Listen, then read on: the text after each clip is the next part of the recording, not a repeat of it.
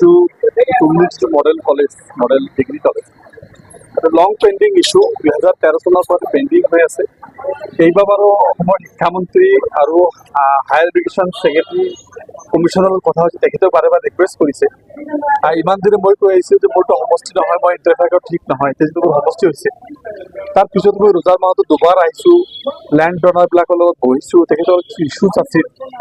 Recently তেখেতসকলে এটা stand নিছে, হয় ইয়াৰ পৰা এইটো হ'ব, নহ'লে ফৰ্চফুলি কৰিব, নহ'লে ইয়াৰ পৰা কলেজটো উঠাই লৈ বেলেগত গৈছোঁ আঁতৰাই দিব বা ডিষ্ট্ৰিক্টতে নোহোৱা কৰিব।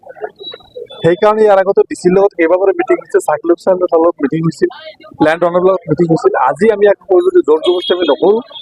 এই মানুহখিনিৰ লগত যিখিনি ষ্টেক হোল্ডাৰ বা লেণ্ড হোল্ডাৰ আছে, তেখেতৰ লগত এই ওচৰত যিখিনি মুখীয়াল মানুহ আছে, ৰাজনৈতিক দলৰ ঊৰ্ধত গৈ সকলো ৰাজনৈতিক দলৰ মানুহ একেলগে হৈ এইটো এটা দক্ষিণ চালমা প্ৰপাৰ্টি, এইটো যাতে গুচি নাযায়, তাৰ কাৰণে লেণ্ড অনাৰসকলক আমি বিকল্প লেণ্ড বসুন্ধৰা 3 আণ্ডাৰত আমি লেণ্ড দিম বুলি প্ৰতিশ্ৰুতি দিলোঁ আৰু আদাৰ যিখিনি ফেচিলিটিছ সেইখিনি দিম বুলি ক'লোঁ। তাৰপিছত তেখেতসকলে আমাৰ এই কেছটো উদ্ধাৰ কৰিম বুলি কৈছে। আজি তেখেতসকলে এটা চুক্তিবদ্ধ হৈছে ডি চি অফিচৰ লগত যে আমি সেই মাটিটো কেছটো উদ্ধাৰ কৰিব, মাটিটো তেখেতসকল দাবী নাৰাখে। কিন্তু লগতে আমি কণ্ডিশ্যন দিছোঁ, আমি এইটো দিছোঁ যে আমি তেখেতসকলক দখল দি দিম, দখল দিয়াৰ পিছত তেখেতসকলে উদ্ধাৰ কৰিব, তাৰপিছত কাগজ পাতি হৈ যাব। কাৰণ বসুন্ধৰা 3 কামটো আৰম্ভ হোৱা নাই, চবেই জানে, গোটেই অসমে জানে।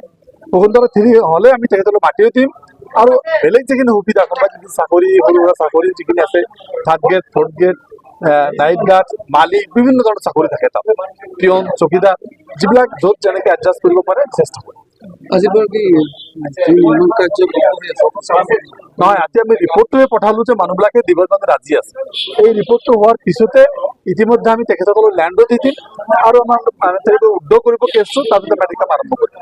নহ'লে গভৰ্ণমেণ্ট এইটো বজাই বেলেগত লৈ যাব। আজিৰ পৰা যে সমস্যাটো সমাধান চাওক, যি দীৰ্ঘ পেণ্ডিং যি বিষয় আছিল, আজি কমচে কম লিখিত কাগজে কলমে এটা চুক্তি হ'ল যে আমি লেণ্ডটো দিম আৰু বিকল্পত আমি মাটি দিম। এই কথাটো যে সম্পূৰ্ণ হ'ব। এই অঞ্চলৰ ৰাইজে তেনেহ'লে